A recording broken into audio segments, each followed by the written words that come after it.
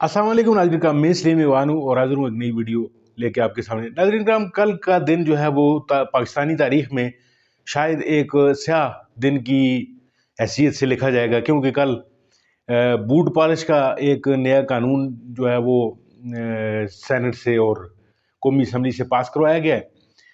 इस कानून की क्या अहमियत है और ये क्यों पास हुआ और इसके क्या रिपरकशंस हैं, आइए ये वीडियो देखते हैं, फिर इसके ऊपर बात करते हैं। आपसे रिक्वेस्ट है कि चैनल को सब्सक्राइब कर लें अगर अभी तक सब्सक्राइब नहीं किया। और आज गुफ्तगू का आगाज़ मैं करूंगी सियासतदान सीनियर सियासतदान मुस्तफ़ा नवाज़ खोखर साहब के एक ट्वीट से, जिन्होंने आज बहुत ही ज़बरदस्त बात लिखी है PMLN और पाकिस्तान पीपल्स पार्टी के लिए। और वो ये लिखते हैं कि ताबेदारी तो बहुत ही छोटा लफ्ज़ है, असल में तो ग़ुलामी का तौक़ है जो इन दो जमातों ने अपने गले में डाल रखा है।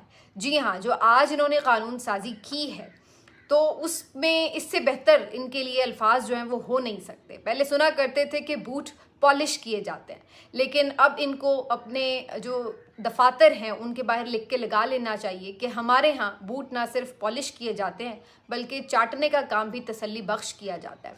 तो अब इन लोगों की जितनी भी जाली जमहूरियत और आज़ादी इजहार राय और सिविलियन बालादस्ती जैसे खोखले नारे थे, उनकी हकीकत खुल चुकी है और सब जान चुके हैं कि ये जमातें असल में एतराफ़ कर चुकी हैं। इन्हें मालूम हो चुका है कि शायद अब ये कभी भी इलेक्शन जीत कर दोबारा असेंबली में नहीं आ सकती, हुकूमत नहीं बना सकती, और इस वजह से इन्होंने आखिरी कील भी ठोक लिए हैं उस ताबूत में जिसका नाम कहीं पर भी जमहूरियत था, इलेक्शन था, या आप कह लीजिए सिविलियन बालादस्ती था। इनको मालूम हो चुका है कि सिर्फ ग़ुलामी में ही अब इनकी कामयाबी है, लिहाजा इन्होंने पूरे तौर पर अपने आप को ग़ुलाम साबित भी कर दिया है, तस्लीम भी कर लिया है, और इसके साथ साथ मुकम्मल तौर पर एक सरेंडर किया है। ना सिर्फ खुद सरेंडर किया है बल्कि ये भी बंदोबस्त करके दिया है कि अदलिया भी मुकम्मल तौर पर सरेंडर कर जाए, मुकम्मल तौर पर उनको भी मातहत कर दिया जाए मुक्तदरा के। और अवाम तो जाहिर है कि उनके ख्याल से पहले ही, चूँकि वो अगर उनके बिल्कुल ताबे हैं तो उनका मानना है कि अवाम तो ऑलरेडी ताबे हैं। तो जनाब, आज ये जो एक नया सिस्टम पाकिस्तान में लागू किया गया है, जिसको फवाद चौधरी साहब कुछ इस तरह कहते हैं कि इससे बेहतर था कि आप ये एक कानून बनाते कि अब इस मुल्क में जमहूरियत नहीं होगी, खिलाफत होगी, बादशाहत होगी, कुछ आप इस किस्म का नाम ले लेते इस निज़ाम को। क्योंकि बहरहाल जो कुछ आप कर रहे हैं और जिस अंदाज से पिछले 8-9 महीने से कर रहे हैं वो कहीं से भी जमहूरियत तो नहीं है, जमहूरियत तो उसको नहीं कहा जा सकता। तो अल्टीमेटली आप जो कर रहे हैं वो यही है कि आपने खुद तो सरेंडर किया ही है, साथ 24-25 करोड़ अवाम को भी सरेंडर कराया है, और साथ में अदलिया का भी जो थोड़ा बहुत दमखम था वो भी आपने मुकम्मल तौर पर ख़त्म करके उनको भी सरेंडर कराया। ये सारी तमहीद मैंने क्यों बांधी है, ये अगर आप सिर्फ आज की कानून साजी देख लें तो आपको मालूम पड़ जाएगा। आज जी सबसे पहले तो अदलिया के पर काटने के लिए एक कानून जो है वो असेंबली में पेश किया गया। ये हम गुफ्तगू तो सुन रहे थे काफ़ी दिनों से कि जी असेंबली जो है अब कोई ऐसी कानून साजी करने जा रही है जिसके नतीजे में सुप्रीम कोर्ट में जजेस की तादाद बढ़ा दी जाएगी। और हम जो सुन रहे थे वो ये कि 17 से 24 कर दी जाएगी, 25 कर दी जाएगी, कुछ इस किस्म की गुफ्तगू जो थी वो सेनेट की कायमा कमेटी में भी हुई। लेकिन आज हैरत अंगेज़ तौर पर इस बात की खबर मिली कि काबीना ने तो एक दो नहीं बल्कि 34 जजेस जो हैं वो सुप्रीम कोर्ट के मुकर्रर करने की मंजूरी दे दी है। और ये खबर तो चलिए फिर भी कहीं गर्दिश हो रही थी कि जजेस की तादाद में इजाफा होने जा रहा है, और ये भी खबरें गर्दिश कर रही थी कि अभी भी बहरहाल हुकूमत की सफ़ों में इस मामले के ऊपर मुकम्मल इत्तेहाद नहीं है। पीपल्स पार्टी कुछ थोड़ा बहुत इस पर मुख्तलिफ रवैया रखती है और PMLN कुछ और सोच रही है। ये तो नहीं कि वो नहीं करना चाहते, लेकिन वो ये सोच रहे हैं कहाँ उनका ज़्यादा फ़ायदा है, कहाँ दूसरे का ज़्यादा फ़ायदा है। तो वो इन चीज़ों के ऊपर जो है वो कहते हैं ना केक में किसका हिस्सा ज़्यादा है, इसके ऊपर थोड़ी उनकी निगोसिएशंस चल रही थी, जिससे अंदाज़ा ये था कि शायद अभी कुछ दिन बाद ये बिल जो है वो पार्लियामेंट में लाया जाएगा।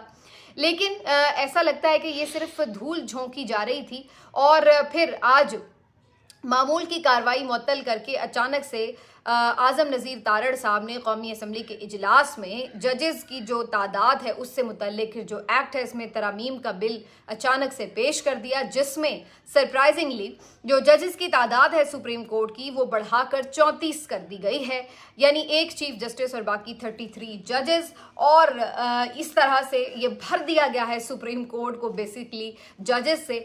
और अब जो जजेस इन्होंने तैनात करने हैं, चूंकि वो भी इन्होंने इख्तियार किसी हद तक अपने हाथ में भी रखा है, तो आप ये कह सकते हैं कि अब ये जजेस जो हैं इस बुनियाद के ऊपर हायर किए जाएंगे कि कौन हुक्मरान जमातों को ज़्यादा बेहतर अंदाज से सर्व करेगा, तो कौन ज़्यादा बड़ा जियाला साबित होगा, कौन ज़्यादा बड़ा जो है वो मुतवाला साबित होगा। आज जो आप सुप्रीम कोर्ट के जजेस की तादाद बढ़ा रहे हैं उसकी कोई वजह समझ नहीं आती कि आप क्यों उसकी तादाद बढ़ा रहे हैं।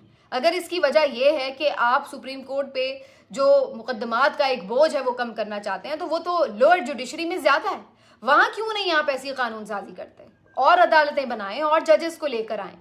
लेकिन नहीं, आपकी नज़र सिर्फ और सिर्फ सुप्रीम कोर्ट पर है, क्योंकि आपको इस बात का खदशा है कि आपके मफादात को अगर कोई जख्म पहुंच सकती है तो वो सुप्रीम कोर्ट ऑफ पाकिस्तान से पहुंच सकती है। एक कानून बता दीजिए जो इन्होंने अवाम के मफाद में बनाया हो। हर कानून इनका या तो मुखालिफिन को कुचलने के लिए या अपने मफादात के तहफ़्फ़ुज़ के लिए बनाया जा रहा है, और उसके लिए इन्हें रात गए भी बैठना पड़े, सारी सारी रात बैठना पड़े, ये बैठते हैं। और इनको मिनटों सेकंडों में अगर कानून साजी करनी पड़े तो ये करते हैं। अब आप बुनियादी जो आइन का ढांचा है उसको छेड़छाड़ कर रहे हैं, तो कम से कम स्टेक होल्डर्स को एतमाद मिले। अगर आपकी नीयत दुरुस्त होती तो आप मुख्तलिफ जो इसके स्टेक होल्डर्स हैं अदालती निज़ाम के, उनके साथ बैठते और उनसे मशवरा करते कि आप ये करना चाह रहे हैं, और उसमें तजावीज़ लेकर आप भी आएँ और फिर मिलकर कोई कंसेंसस के साथ आप बात करते हैं। आप अपोजिशन को भी बुलाते हैं, आप बार्स के नुमाइंदों से बात करते हैं, आप जुडिशरी के नुमाइंदों से बात कर सकते हैं। इसी तरीके से एक और जो आज इन्होंने कार्रवाई डाली जिसका कानो कान किसी को खबर ही नहीं हुई, वो था आर्मी एक्ट में तरमीम। और यहाँ पर भी इन्होंने वो कर्ज उतारे जो वाजिब ही नहीं थे। मतलब ये तो हम पहले भी सुनते थे कि जी आर्मी चीफ की एक्सटेंशन होती है, और कोई भी आर्मी चीफ हो मुल्क का, हमेशा हम देखते रहे हैं मासी में कि वो जल्दी जाता नहीं है। कोई तो बाकायदा बराह रास्त काबिज हुआ तो 10-10 साल हुकूमत की, और जो जमहूरी हुकूमतों के दौर में भी चलते रहे तो एक्सटेंशंस लेते रहे। और ये मिसालें भी हमारे सामने हैं, चाहे वो जनरल अशफाक परवेज़ कियानी साहब हों, जनरल बाजवा हों, तो ये सारी चीज़ें भी हमारे सामने रही हैं। तो एक्सटेंशन तो वैसे ही हमने देखा है कि जब भी मुल्क में एक्सटेंशन दी गई है या लेने की कोशिश की गई है या ये नौबत आती है, तो वहीं पर ख़राबी जो है वो शुरू हो जाती है। वहीं पर हम देखते हैं कि जो भी वक्त की हुकूमत होती है उसके लिए मुश्किलात शुरू हो जाती हैं। वहीं पर हम देखते हैं कि हुकूमतों के तख्ते जो हैं वो उल्टे जाते हैं।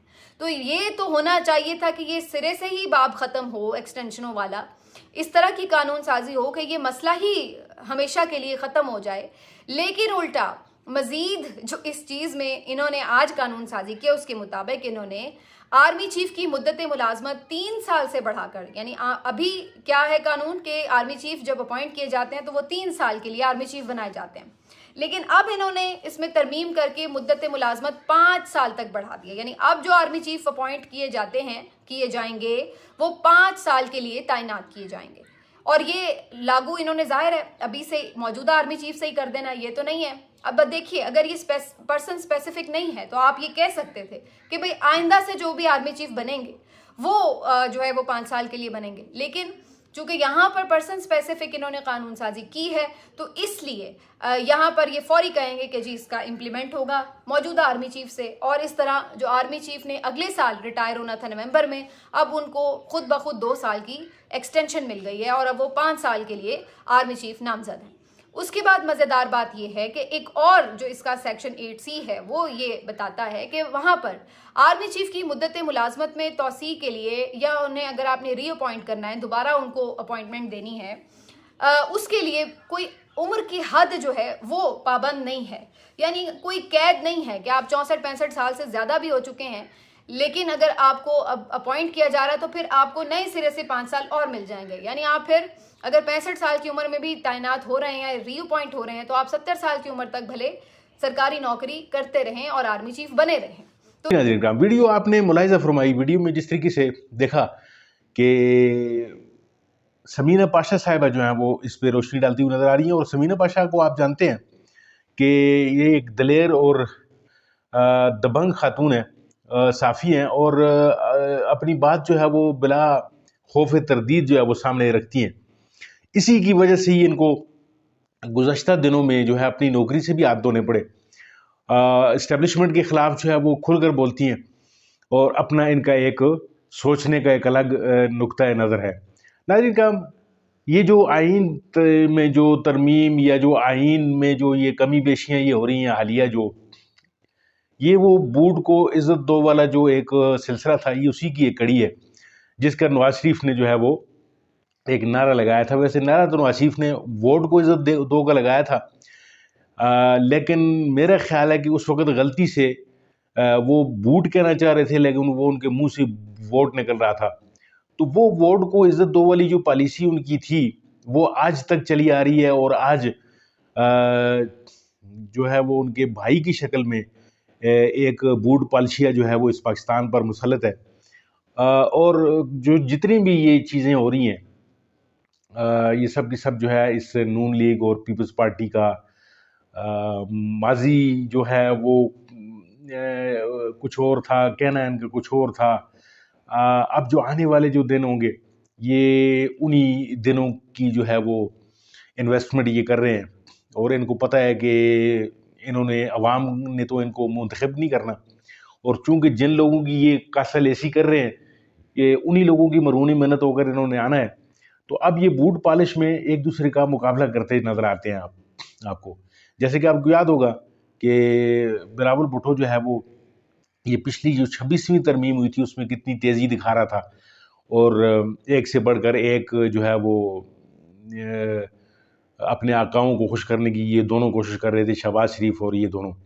बहरहाल नाज़रीन का इस मुल्क का जो है वो मुस्तकबल जमहूरियत के अलावा और किसी चीज़ में भी नहीं है। ये बहुत सारे सिस्टम आजमा चुके हैं लोग, बहुत सारी चीज़ें हो चुकी हैं, और इस्टेब्लिशमेंट जो है वो उसको भी अब ये समझना पड़ेगा कि अवाम को इक़्तिदार देना पड़ेगा उन्हें। अवाम को इक़्तिदार देने के अलावा कोई और चारा-ए-कार नहीं है। देखते हैं कि अब मुस्तकबिल में क्या चीज़ें जो है वो अमल पज़ीर होती हैं। आप भी देखिए, मैं भी देखता हूँ, इंतज़ार करते हैं। तब तक के लिए दीजिए इजाज़त। मिलते हैं आपके साथ किसी और वीडियो, किसी और मौजू के साथ। अपना बहुत सारा ख्याल रखिए, अपने इस चैनल का भी। अल्लाह हाफ़िज़ नाज़रीन।